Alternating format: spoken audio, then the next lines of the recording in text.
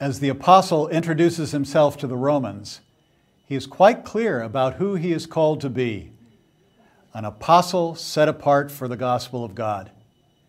He is expansive about how he understands the source of his authority as Christ who has given grace to bring about the obedience of faith among all the Gentiles, which would include those to whom Paul is writing. This is a different salutation than Paul has written in other letters, where he is clearly writing as one of the several folks who are in leadership. This letter indicates Paul's sole identity and responsibility. In a city where he is not yet known and a trust he seeks to establish, Paul touches on the core of who he is in ways that he seeks to connect to the Romans, to fulfill their hopes and common commitments. As the expansion of the Romans occurred, there was a need to re-understand his call and identity in both Jewish and Gentile terms. But the standard of disclosing one's sense of self, sense of those things to which you are devoted and the mission you have sought to live out, are important to establish the trust necessary for leadership. For Paul, as in Jesus and other leaders in Scripture, as well as faithful leaders in the church and the wider community, we realize it is not always easy to live with this kind of transparency, but it engenders trust, a common cause and devotion, a basis of cooperation, and raises the capacity of devotion to the mission in others and the commitment required for the community to move forward. Jesus talks about the sheep and the master knowing each other's voice, a keen sense of trust and mutual commitment shared by this relationship of the shepherd and the sheep. It is often clear that leaders assume that everyone knows what the formal role they play is to be and what is to be expected by each. But as I entered the pastorate of a large church, I did ask a consultant to follow me around for a couple of weeks and to reflect on my own leadership.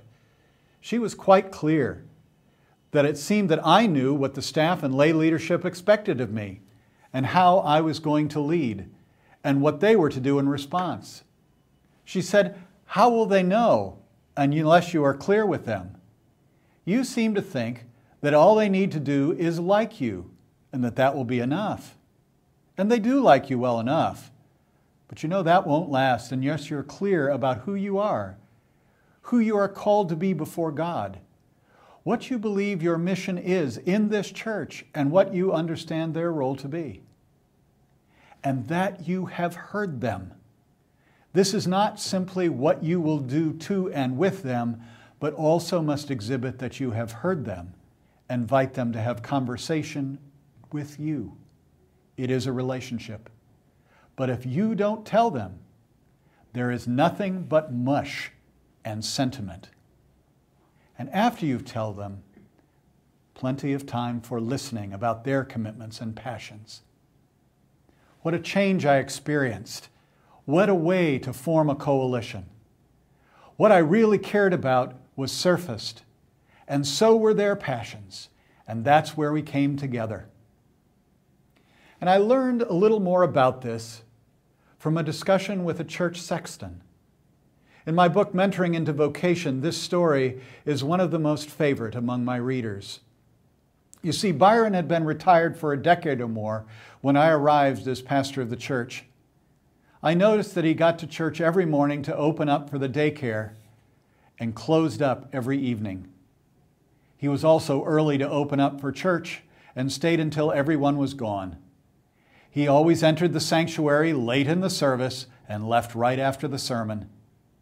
He greeted everyone on the way in and said goodbye to everyone on the way out. He seemed like a rather shy man, but he did this public task anyway. We got a time to sit and talk at some length after a few months had passed. There always had been something for him to do when I invited him earlier. But when he sat in that rocking chair, I began, "Byron, I hear you were a milkman." "Thought I was." "Wasn't really," he replied. "Just delivered milk." Went out every morning before the sun came up, 50 years, delivered milk. And you weren't a milkman, I said. Nope. Thought I was, but I wasn't. Well, then what were you? It wasn't who I was, it's who I am. You should know that. You're a pastor. I was a little stung by that, but he was as gentle and direct as many old codgers who had formed the spiritual and temporal backbone of the churches I served. I did indicate that I wanted to understand how he could deliver milk for 50 years, but he wasn't a milkman. I needed some extra money when the kids were growing up, so I took a job as this church's sexton. Came here right after my delivery route. My wife keeps after me to retire from this too. Bad heart, 2 bum knees. But he got up from the chair and walked me to the church kitchen, where I learned that he kept a stash of cookies and other goodies his diet wouldn't allow him at home. And from the back of the cabinet, he took an old Bible. One of the kids left this behind one Sunday. I've been meaning to give it back. He opened it to a well-worn page in the Psalms, and he pointed to the 84th, verse 10. For a day in your courts is better than 1,000 elsewhere. I would rather be a doorkeeper in the house of my God than live in the tents of wickedness. You see, I began to understand. And then he led me to the mechanical room and opened an access door to some ductwork that had been put in for air conditioning but never used. There were twigs and straw and scraps of material that lined the bottom. He pointed in and said, trustees would want that cleaned out if they saw it, but I won't let them. And he winked at me. Psalm 84, verse 3. Even the sparrow finds a home, and the swallow a nest for herself, where she may lay her young. At your altars, O Lord of hosts. You see, Byron was clear about who he was and what he intended to do. He was not a milkman, but he did deliver milk.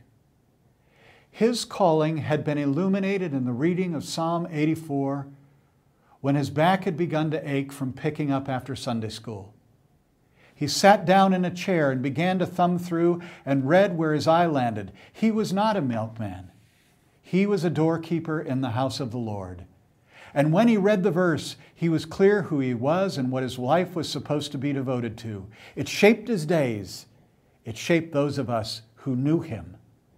The nests of the birds were an expression of God's claim on his vocation, but even more was his dedication to making the church the place for which its members and constituents would long indeed faint and think of the church as the lovely courts of God. Byron never did retire, although he accepted the assistance of someone who would do the heavy lifting. He greeted the congregation on his last Sunday before he died. Glad you found your way home, he would say. Shortly after he died, the church council gathered to honor him. They had a ceremonial key struck in his honor that bears his name today. The head of the key bears the seal of the church, and one side of the shank is inscribed with the name. The other side has Psalm 84 imprinted. And the key is presented as a sign of commissioning to each new chair of the trustees. In making the first presentation, the chair of the church council blessed the gathered congregation. May each of us have the blessing to be as clear about who we are and what we are doing for God as our dear friend Byron. And may the hospitality and love he had for this church and its people be shared in heaven as warmly as it is on earth. Hello, my name is David Ahn, Administrative Coordinator for the Institute for Transforming Leaders and Communities. And I'd like to thank you for viewing this video and thank our members, our Garrett Evangelical Theological Seminary community, and the initial grant from the Ministerial Education Fund to make ITLC possible. If you're considering or like to support the Institute, please click on the link located to the right, fill out your information, and be sure to restrict your gift to ITLC in the space provided, followed by the amount. Again, thank you for viewing our video and for your support.